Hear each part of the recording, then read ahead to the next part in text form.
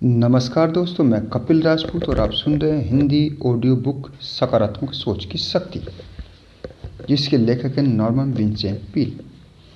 Chapter number 10, निजी समस्याएं सुलझाने की शक्ति।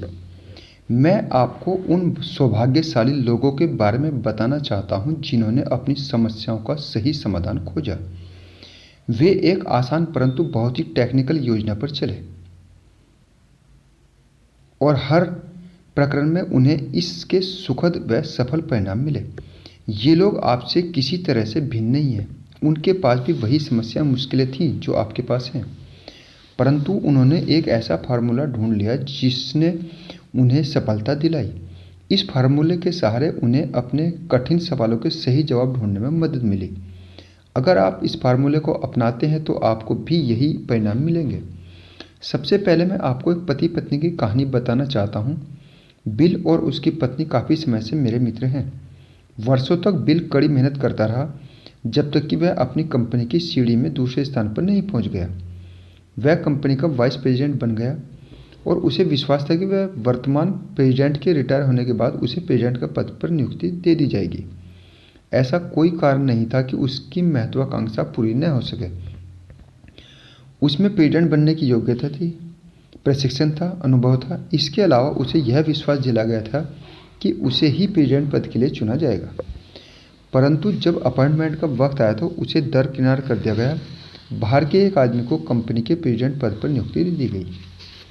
मैं बिल से इस घटना के ठीक बाद मिला, जब उसका घाव हरा था। खास तौर पर उसकी पत्नी मेरी की इच्छा थी कि प्रतिशोध लिया जाए।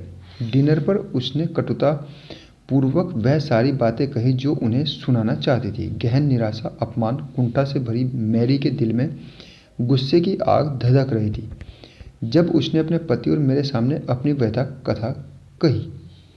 इसके विपरीत बिल शांत था। हालांकि वह स्पष्ट रूप से आहत, निराश और दुविधा में था, परंतु उसने परिस्थिति का सामना साहस से किया।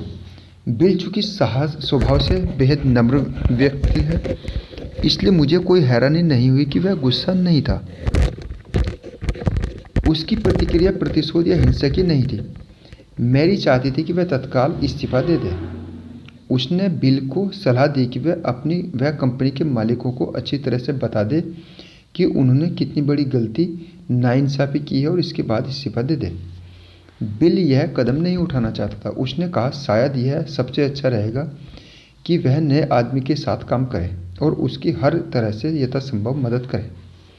यह नज़रिया रखना निश्चित रूप से मुश्किल था, परंतु वह इस कंपनी में इतने लंबे समय से काम कर रहा था कि किसी और कंपनी में वह खुश नहीं रह सकता था।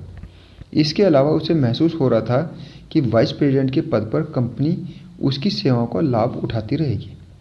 इसके बाद उसकी पत्नी मेरी तरफ मुड़ी और उसने मुझसे पूछा कि इस परिस्थिति में मैं क्या करता। मैंने उसे बताया कि उसकी तरह मैं भी निश्चित रूप से आहत और निराश होता, परंतु मैं नफरत को अपने अंदर आने की अनुमति नहीं देता, क्योंकि शत्रुता से न सिर्फ आत्मा कमज़ोर होती है, बल्कि इससे हमारी चिंतन प्रक्रिया भी अव्यवस्थित हो जाती है। मैंने सुझाव दिया कि हमें ईश्वर के मार्गदर्शन की जरूरत थी, क्योंकि इस परिस्थिति में हमें दैवी बुद्धि की आवश्यकता है जो हमारी सीमाओं से परे है। इस समस्या में जो भावनात्मक तत्व था, उस वजह से हम इस मामले में निष्पक्ष और तार्किक दृष्टि से सोचने में असमर्थ थे। इसलिए मैंने सुझाव दिया कि हम कुछ देर साहचर्य और प्रार्थना के नज़रिए से चुपचाप बैठे रहें और अपने विचारों को उस शक्ति पर केंद्रित करें जिसने कहा था, जहाँ 2 या 3 लोग मेरे नाम पर इकट्ठे होंगे, वहाँ मैं उनके बीच में रहूँगा। मैंने बताया कि हम 3 लोग यहाँ बैठे हैं और अगर हम उसके नाम पर इकट्ठे होकर प्रार्थना करेंगे तो वह हमारे बीच में उपस्थित होकर हमें रास्ता दिखाएगा कि हमें क्या करना चाहिए। इस सुझाव का पालन करना मैरी के लिए आसान नहीं था, परंतु वह मूलतः समझदार और भली महिला है और इसलिए वह योजना में शामिल हो गई। कुछ मिनट तक शांत बैठे रहने के बाद मैंने सुझाव दिया कि हम लोग एक दूसरे का हाथ पकड़ लें। और हालांकि हम लोग एक सार्वजनिक राजस्थान में बैठे थे, परंतु मैं शांति से प्रार्थना करूंगा। प्रार्थना में मैंने ईश्वर का मार्गदर्शन मांगा। मैंने बिल और मैरी के लिए मानसिक शांति का आग्रह किया। मैं एक कदम आगे बढ़ गया और मैंने नवनियुक्त प्रेसिडेंट के लिए भी प्रभु का आशीर्वाद मांगा। मैंने यह प्रार्थना भी की कि बिल नए प्रशासन के साथ तालमेल बिठाने में समर्थ हो और पहले से अधिक प्रभावी सेवाएं दे सके। प्रार्थना के बाद हम कुछ समय तक चुपचाप बैठे रहे। फिर मैरी ने कहा, हाँ, मुझे लगता है कि हमें यही करना चाहिए। जब मुझे पता चला कि आप हमारे साथ डिनर लेने आ रहे हैं तो मुझे डर था कि आप इस विषय पर ईसाई नज़रिया अपनाने की सलाह देंगे। सच कहा जाए तो उस समय मुझे ऐसा करना ठीक नहीं लग रहा था। मैं अंदर ही अंदर उबल रही थी, परंतु जाहिर है अब मुझे यह महसूस होता है कि इसी नीति से इस समस्या का सही जवाब पाया जा सकता है। मैं ऐसा करने की कोशिश करूंगी और आस्था से करूंगी, चाहे यह कितना ही मुश्किल हो। उसके चेहरे पर फीकी मुस्कान थी, परंतु उसका विद्वेष अब चला गया था।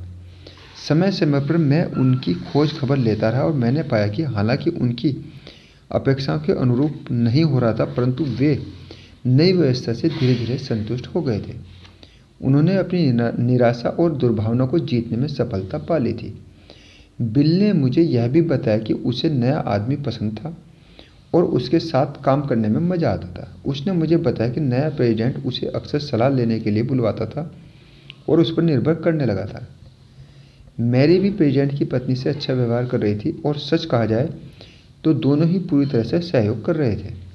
2 साल गुजर गए। एक दिन मैं उनके शहर में आया और उन्हें फ़ोन किया। मैं इतनी रोमांचित हूँ कि मैं आपसे फ़ोन पर बात नहीं कर सकती, मैरी ने फ़ोन पर कहा।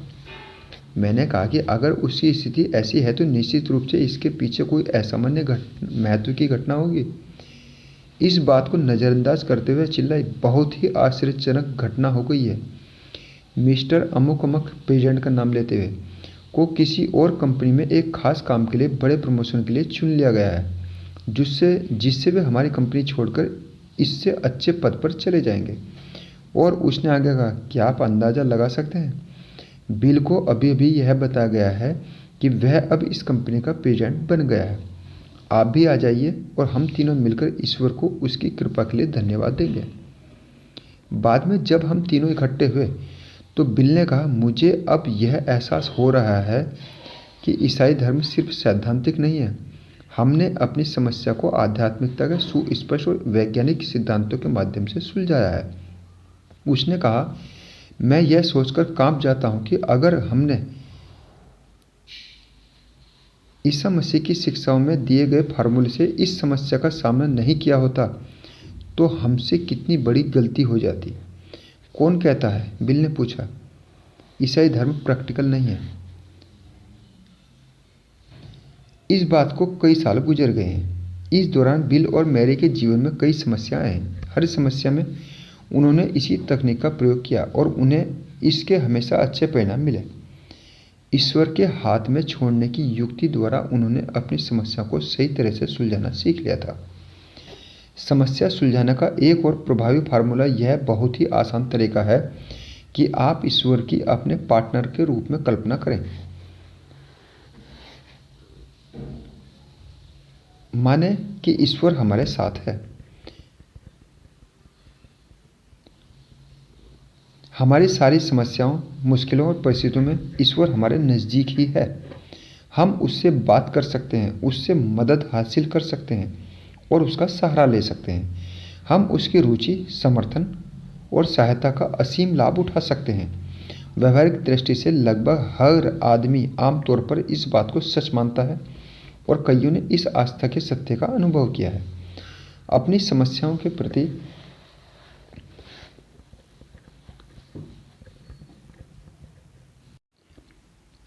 अपनी समस्याओं के सही समाधानों पर पहुंचने के लिए यह आवश्यक है कि आप इसमें विश्वास करने से एक कदम आगे बढ़ जाएं, क्योंकि आपको इस उपस्थिति के विचार को सचमुच अभ्यास में लाना है। यह विश्वास करने का अभ्यास करें कि ईश्वर उतना ही वास्तविक है जितनी कि आपकी पत्नी या आपका बिजनेस पार्टनर या आपका सबसे करीबी दोस्त। उसके साथ विभिन्न विषयों पर बात करने का अभ्यास करें। यह विश्वास करें कि वह सुन रहा है और आपकी समस्या पर ध्यान दे रहा है। यह मान लें कि वह आपकी समस्याओं को सुलझाने के लिए आवश्यक और सही विचारों को आपकी चेतना द्वारा आपके मस्तिष्क में ले आएगा। निश्चित रूप से यह विश्वास करें कि इन समाधानों में कहीं कोई गलती नहीं होगी, बल्कि आपको ऐसे कार्यों का मार्गदर्शन मिलेगा जिससे परिणाम सही हासिल होंगे। एक बिजनेसमैन ने मुझे एक दिन एक पश्चिमी शहर में रोटरी क्लब की एक मीटिंग में रोका, जहां मैं भाषण दे रहा था। उसने मुझे बताया कि उसने अखबार के मेरे कॉलम में कोई ऐसी बात पढ़ी थी जिसने उसके नज़रिए में पूरी तरह से क्रांति कर दी थी और उसके बिजनेस को बचा लिया था। जाहिर है मैंने उसकी बातों में रुचि ली और मैं खुश हुआ कि मेरी लिखी हुई किसी छोटी सी बात से इतने अच्छे परिणाम मिले। मैं अपने बिजनेस में काफ़ी मुश्किलों का सामना कर रहा था, उसने कहा। दरअसल मैं इस बहुत गंभीर सवाल को खुद से पूछना शुरू कर रहा था कि क्या मैं अपने बिजनेस को बचा पाऊंगा। दुर्भाग्यपूर्ण परिस्थितियों, मार्केट की बुरी दशा, नियामक नीतियों और देश की अर्थव्यवस्था की आमतौर पर बदहाली ने मेरी लाइन को बुरी तरह से प्रभावित किया था। मैंने आपका यह लेख पढ़ा जिसमें आपने ईश्वर को अपना पार्टनर बनाने का विचार सुझाया था। मुझे लगता है आपने यह वाक्यांश प्रयुक्त किया था, ईश्वर के साथ विलय करना। जब मैंने इसे पहली बार पढ़ा तो मुझे यह सरके हुए दिमाग का विचार लगा। दुनिया का कोई भी आदमी, कोई भी इंसान ईश्वर को अपना पार्टनर कैसे बना सकता है। इसके अलावा मैंने हमेशा ईश्वर की कल्पना एक विराट व्यक्तित्व के रूप में की थी, जो मनुष्य की तुलना में इतना विशाल था कि मनुष्य इसकी दृष्टि से किसी कीड़े मकोड़े की तरह था। और आप कह रहे थे कि मुझे उसे अपना पार्टनर बना लेना चाहिए। यह विचार बहुत ही बचकाना लगा। फिर एक दोस्त ने मुझे आपकी एक पुस्तक दी और मुझे उस पुस्तक में इसी तरह के विचार बिखरे हुए मिले। आपने उन लोगों के बारे में असली जीवन की कहानियां बताई थी जिन्होंने इस सलाह का पालन किया था। वे सभी समझदार लोग लगे, परंतु मुझे अब भी विश्वास नहीं हुआ। मेरा हमेशा से यह विचार रहा है कि पादरी लोग आदर्शवादी, सिद्धांतवादी होते हैं और वे बिजनेस और जीवन के प्रैक्टिकल मामलों के बारे में कुछ नहीं जानते। इसलिए मैंने आपको अपनी याददाश्त से मिटा दिया, उसने मुझे मुस्कुराते हुए बताया। बहरहाल मेरे साथ एक दिन बड़ी मज़ेदार घटना हुई। मैं आपस में इतना हताश हो गया कि मैंने सचमुच सोचा कि मेरे लिए सबसे अच्छी चीज़ यह होगी कि मैं अपने भेजे को गोली मारकर उसे उड़ा दूं और उन सारी समस्याओं से निजात पा जाऊं जो मुझे पूरी तरह से धराशायी किए दे रही थी। फिर मेरे दिमाग में ईश्वर को पार्टनर बनाने का आपका विचार आया। मैंने दरवाज़ा बंद कर लिया और अपनी कुर्सी में बैठ गया और सिर को मेज पर रखी अपनी बाहों पर रख लिया। मैं आपके सामने यह स्वीकार करना चाहता हूं कि मैंने पिछले 12 सालों से 12 बार से ज़्यादा प्रार्थना नहीं की थी। बहरहाल इस अवसर पर मैंने सचमुच प्रार्थना की। मैंने ईश्वर को बताया कि मैंने उसे पार्टनर बनाने के विचार के बारे में पढ़ा था और मुझे यह ठीक ठीक पता नहीं था कि इसका क्या अर्थ था या उसे किस तरह किया जाता है। मैंने उसे बताया कि मैं पूरी तरह डूब गया था, कि मेरे पास डरावने विचारों के अलावा किसी तरह के विचार नहीं थे, कि मैं बौखलाया हुआ, दुविधा में और बुरी तरह निराश था। मैंने कहा, हे प्रभु, मैं पार्टनर के रूप में तुम्हें ज़्यादा कुछ तो नहीं दे सकता, परंतु मेहरबानी करके आप मेरे पार्टनर बन जाओ और मेरी मदद करो। मैं नहीं जानता कि आप मेरी मदद किस तरह से कर सकते हो, परंतु मुझे मदद चाहिए। इसलिए अब मैं अपने बिजनेस को, अपने आप को, अपने परिवार को और अपने भविष्य को आपके हाथों में रखता हूँ। आप जो भी कहेंगे वही होगा। मैं ये भी नहीं जानता कि आप मुझे किस तरह सलाह देंगे कि क्या करना है, परंतु मैं सुनने के लिए तैयार हूँ और अगर आप स्पष्ट रूप से सलाह देंगे तो मैं उस पर निश्चित रूप से चलने के लिए तैयार हूँ। तो मैंने यह प्रार्थना की, बिजनेसमैन ने बताया। प्रार्थना पूरी करने के बाद मैं अपनी मेज पर बैठा रहा। मुझे लगता है कि मैं किसी चमत्कार होने की उम्मीद कर रहा था, परंतु कोई चमत्कार नहीं हुआ। बहरहाल अचानक मैं शांत हो गया और मैं हल्का महसूस करने लगा। उस दिन या उस रात कुछ भी सामान्य से हटकर नहीं हुआ, परंतु अगले दिन मैं जब ऑफिस आया तो मेरा मूड आमतौर से अधिक खुशनुमा और उत्साहपूर्ण था। मुझे यह विश्वास होने लगा कि सब कुछ सही हो जाएगा। इसे समझाना कठिन है कि मुझे ऐसा महसूस क्यों हो रहा था। कुछ भी नहीं बदला था। सच कहा जाए तो आप कह सकते हैं कि परिस्थितियां थोड़ी अधिक बिगड़ चुकी थी, परंतु मैं बदल गया था। कम से कम थोड़ा तो बदल गया था। शांति की यह भावना मेरे साथ बनी रही और मैं पहले से बेहतर अनुभव करने लगा। मैं हर दिन प्रार्थना करता रहा, ईश्वर से उस तरह बातें करता रहा जैसे मैं अपने पार्टनर से करता। यह वैसी प्रार्थनाएं नहीं थी जैसी चर्च में होती है। यह तो उस तरह की बातें थी जो एक इंसान दूसरे इंसान के साथ करता है। तभी अपने ऑफिस में एक दिन मेरे दिमाग में अचानक एक विचार कौंधा। जैसे टोस्टर में से टोस्ट अचानक बाहर आता है, उसी तरह यह विचार भी अचानक आया। मैंने खुद से कहा, तो इस बारे में आप क्या जानते हैं? क्योंकि यह एक ऐसी चीज़ थी जो पहले मेरे दिमाग में नहीं आई थी, परंतु मैं तत्काल यह समझ गया कि मुझे इसी युक्ति का अनुसरण करना चाहिए। मैं यह नहीं जानता कि मैं इसके बारे में पहले क्यों नहीं सोच पाया। शायद इसलिए क्योंकि मेरा मन तनावग्रस्त था, मेरा मस्तिष्क सही तरीके से काम नहीं कर रहा था। मैंने तत्काल उस आभास का पालन करना शुरू कर दिया। फिर वह रूखा। नहीं, यह आभास नहीं था, यह तो मेरा पार्टनर मुझसे बातें कर रहा था। मैंने तत्काल इस विचार के अनुसार काम करना शुरू कर दिया और चीज़ें सुधरने लगी। नए विचार मेरे दिमाग से बाहर आने लगे और विपरीत परिस्थितियों के बावजूद मैं अपने बिजनेस को सामान्य स्थिति में लाने की तरफ बढ़ने लगा। अब सामान्य स्थिति में काफ़ी सुधार हुआ है और मैं अपनी मुश्किलों से उबर चुका हूँ। फिर उसने कहा, मैं उपदेश देने के बारे में कुछ नहीं जानता, न ही मुझे यह आता है कि आप किस तरह की पुस्तकें लिखते हैं, उन्हें कैसे लिखा जाता है। सच कहें तो मुझे किसी तरह की पुस्तक लिखने के बारे में कुछ नहीं पता, परंतु मैं आपको यह बता दूं, जब भी आपको किसी बिजनेसमैन से बात करने का अवसर मिले तो आप उन्हें इतना बता दें कि अगर वे ईश्वर को अपना बिजनेस पार्टनर बना लेंगे तो उन्हें बहुत अच्छे विचार बहुत अधिक संख्या में मिलेंगे और वे उन विचारों को संपत्ति में बदल सकते हैं। मेरा अर्थ सिर्फ धन से नहीं है, उसने कहा। हालांकि मुझे विश्वास है कि अपने निवेशों पर अच्छी आमदनी हासिल करने का एक तरीका ईश्वर द्वारा निर्देशित विचारों पर चलना है, परंतु उन्हें बता दें कि ईश्वर की पार्टनरशिप का तरीका उनकी समस्याओं को सही तरह से सुलझाने का तरीका है। यह घटना इसी तरह के कई उदाहरणों में से एक है जो यह दर्शाती है कि व्यावहारिक मामलों में देवी इंसान संबंध का नियम काम करता है। मैं समस्या सुलझाने की इस तकनीक के प्रभावी होने पर पूरी प्रबलता से जोर नहीं देता हूँ। मैंने देखा कि इसने कई मामलों में कितने आश्चर्यजनक परिणाम हासिल किए हैं। व्यक्तिगत समस्याओं को सुलझाने के बहुत आवश्यक मामलों में सबसे पहले आपको यह मानना होगा कि उस समस्या को सही तरह से सुलझाने की शक्ति आपके भीतर है। दूसरी शर्त यह है कि आपको एक योजना बनानी होगी और उस पर चलना होगा। आध्यात्मिक और भावनात्मक योजना का अभाव यह निश्चित कारण है कि जिस वजह से कई लोग अपनी व्यक्तिगत समस्याओं को सफलतापूर्वक नहीं सुलझा पाते। एक बिजनेस एग्जीक्यूटिव ने मुझे बताया कि वह मानवीय मस्तिष्क की आपातकालीन शक्तियों के सहारे सफलता हासिल करता है। उसने यह सिद्धांत बनाया था और यह बहुत काम का सिद्धांत है कि हर इंसान में कुछ अतिरिक्त शक्तियाँ होती हैं जिनका उपयोग आपातकालीन स्थिति में किया जा सकता है। रोज़मर्रा के साधारण जीवन में यह आपातकालीन शक्तियाँ सोई रहती हैं, परंतु असाधारण परिस्थितियों में मनुष्य जरूरत पड़ने पर इन अतिरिक्त शक्तियों का प्रयोग कर सकता है। वह व्यक्ति जो एक सक्रिय आस्था विकसित कर लेता है इन शक्तियों को सोते रहने की अनुमति नहीं देता, बल्कि अपनी आस्था के अनुपात में इनमें से कई को उसकी रोज़मर्रा की गतिविधियों में सक्रिय कर देता है। इससे यह स्पष्ट होता है कि दैनिक आवश्यकताओं में या संकट के समय कुछ लोगों में दूसरों से अधिक शक्ति क्यों दिखती है।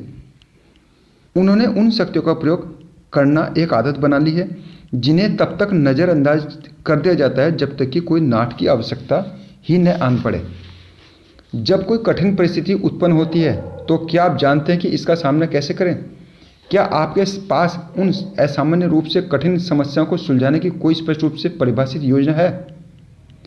कई लोग मारने या चूकने के तरीके का प्रयोग करते हैं और दुखद बात यह है कि अधिकांश आमतौर पर चूक जाते हैं। मैं समस्याओं का सामना करने में आपकी अधिक महान शक्तियों के सुनियोजित प्रयोग की महत्ता की प्रबल अनुशंसा करता हूँ। 2 या 3 लोगों के इकट्ठे होकर ईश्वर के सामने समर्पण की तकनीक ईश्वर के साथ पार्टनरशिप बनाने की युक्ति अपनी आंतरिक आपातकालीन शक्तियों का प्रयोग करने और उनका दोहन करने की योजना बनाने के महत्व के अतिरिक्त एक और ज़बरदस्त तकनीक है, आस्था के नजरिए के अभ्यास की तकनीक।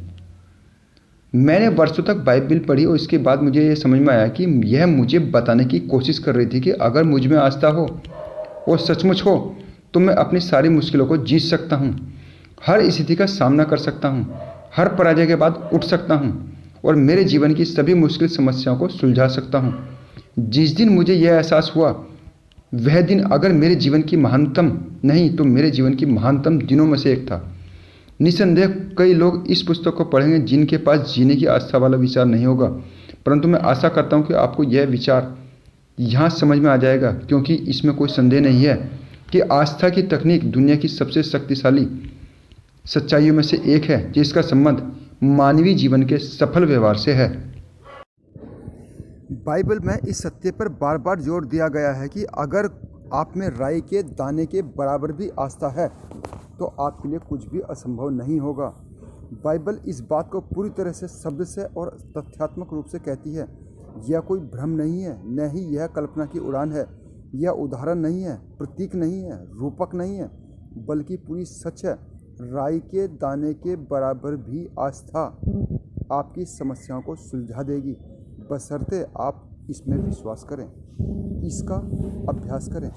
आपकी जितनी आस्था होगी आपको उतना ही मिलेगा।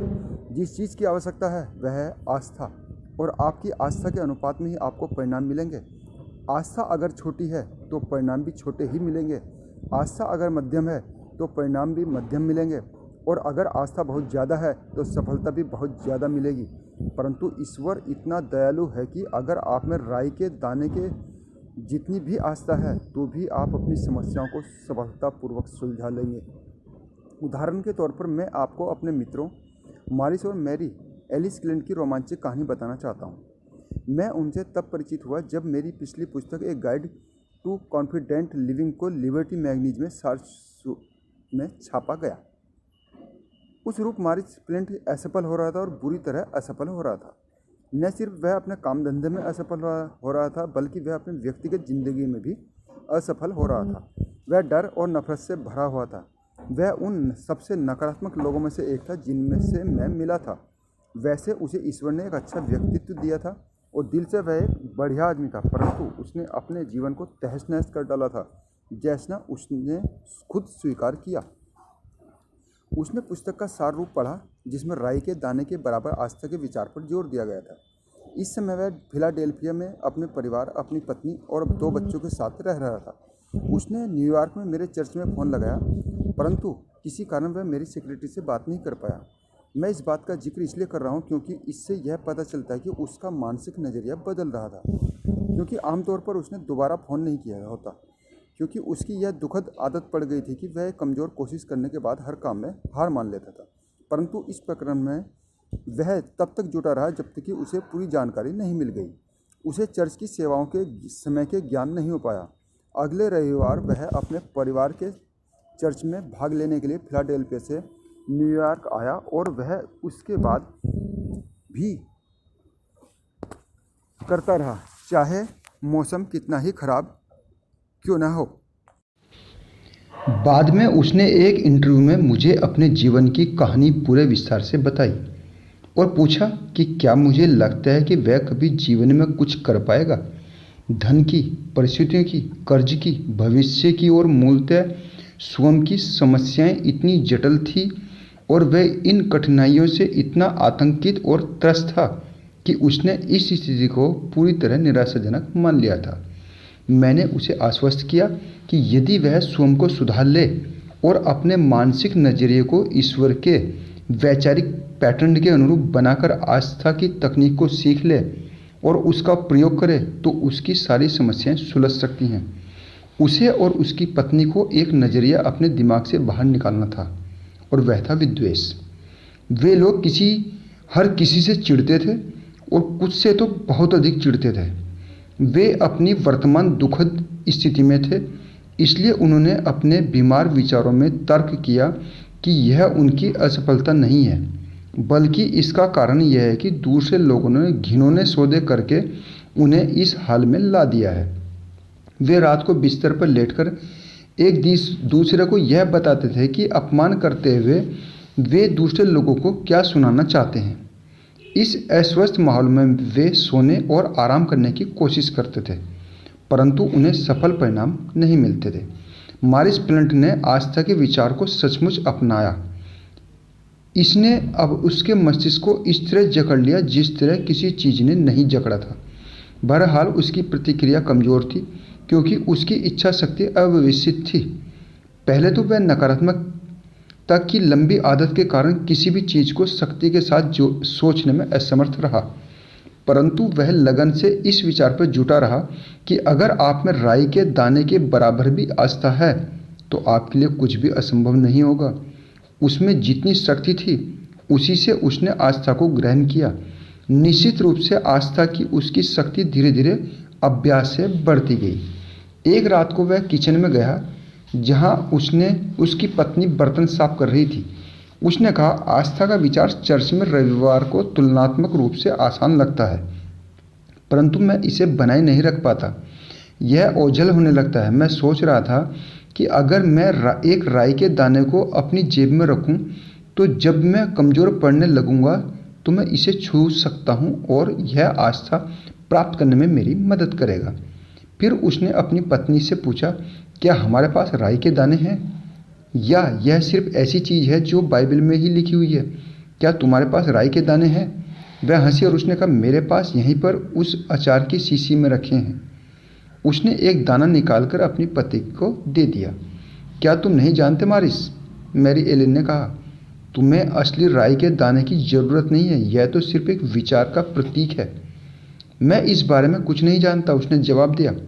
बाइबल में लिखा है राई का दाना और मुझे वही चाहिए। शायद मुझे आस्था हासिल करने के लिए प्रतीक की ज़रूरत हो।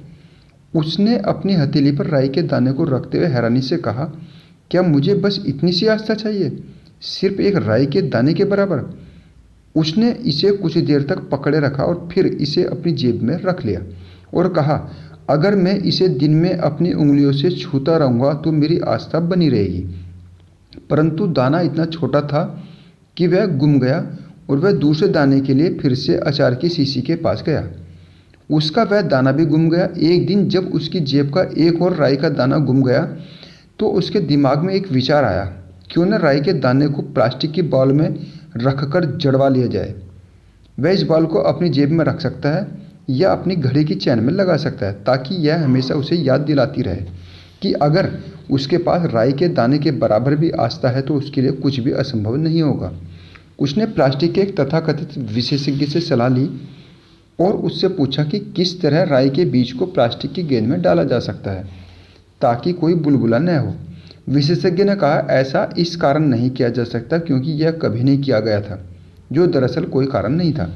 फ्लिंट में इस समय तक यह विश्वास करने की पर्याप्त आस्था थी कि अगर उसमें राई के दाने के बराबर भी आस्था थी तो वह उस दाने को प्लास्टिक की बॉल में रख सकता है। वह काम में जुट गया और कई सप्ताह तक इसमें जुटा रहा। आखिरकार उसे सफलता मिल ही गई। उसने कॉस्ट्यूम, ज्वेलरी के कई सामान बनाए, हार, पिन, की चेन, ब्रेसलेट इत्यादि, और उसने इन्हें मेरे पास भेजा। वे सुंदर थे और हर ज्वेलरी के बीचों बीच चमकता हुआ पारदर्शी गोला था जिसके भीतर राई का दाना था। हर एक पर एक कार्ड लगा हुआ था जिस पर लिखा था, राई के दाने की याद। कार्ड पर यह भी लिखा हुआ था, अगर आप में राई के दाने के बराबर भी आस्था है तो आपके लिए कुछ भी असंभव नहीं होगा। उसने मुझसे पूछा, क्या इन सामानों को बाजार में बेचा जा सकता है? मुझे यह स्वीकार करना होगा कि मुझे इस बारे में थोड़ा संदेह था, परंतु मैंने ज्वेलरी को ग्रेस अवसलर को दिखाया, जो गाइड पोस्ट मैगजीन की सलाहकार संपादक है। वे उन आभूषणों को हमारे साझा मित्र मिस्टर वाल्टर होविंग के पास ले गई, जो बानविट टेलर डिपार्टमेंट स्टोर के प्रेसिडेंट हैं और देश के श्रेष्ठ एग्जीक्यूटिव्स में से एक हैं। उसने तत्काल इस प्रोजेक्ट की संभावनाओं को देख लिया। मेरे आश्चर्य और आनंद का ठिकाना नहीं रहा जब कुछ दिनों बाद मैंने न्यूयॉर्क के अखबारों में 2 कॉलम का यह विज्ञापन देखा, आस्था का प्रतीक, चमकते हुए कांच में लगा एक असली राई का दाना इस ब्रेसलेट को असली अर्थ देता है। और विज्ञापन में बाइबल का यह वाक्य भी लिखा था, अगर आप में राई के दाने के बराबर भी आस्था है तो आपके लिए कुछ भी असंभव नहीं होगा। यह आभूषण हार्ट केक की तरह फटाफट बिके। आज पूरे देश में सैकड़ों बड़े बड़े डिपार्टमेंट स्टोर और दुकानें इन्हें बेच रहे हैं। उनके पास स्टॉक आते ही खत्म हो जाता है। आज मिस्टर और मिसेज फ्लिंट की एक मध्य पश्चिमी शहर में एक बड़ी फैक्ट्री है जहां राई के दाने की याद दिलाने वाली ज्वेलरी बनती है। कितनी अजीब बात है ना, कि एक असफल आदमी चर्च गया, उसने बाइबल की एक लाइन सुनी और एक बड़ा बिजनेस खड़ा कर लिया। अगली बार जब आप इस तरह के वाक्य को सुने तो उस पर ध्यान दें। शायद आपको भी वहाँ कोई ऐसा विचार मिल जाए जो न सिर्फ आपका जीवन बदल दे बल्कि आपके बिजनेस को भी चमका दे। इस प्रकरण में आस्था ने एक प्रोडक्ट को बनाने और इसका वितरण करने के एक बिजनेस की रचना कर दी जिसने लाखों लोगों की मदद की। यह इतना लोकप्रिय और प्रभावी था कि दूसरों ने इसकी नकल की, परंतु फ्लिंट की राई के दाने की यादगार मौलिक है।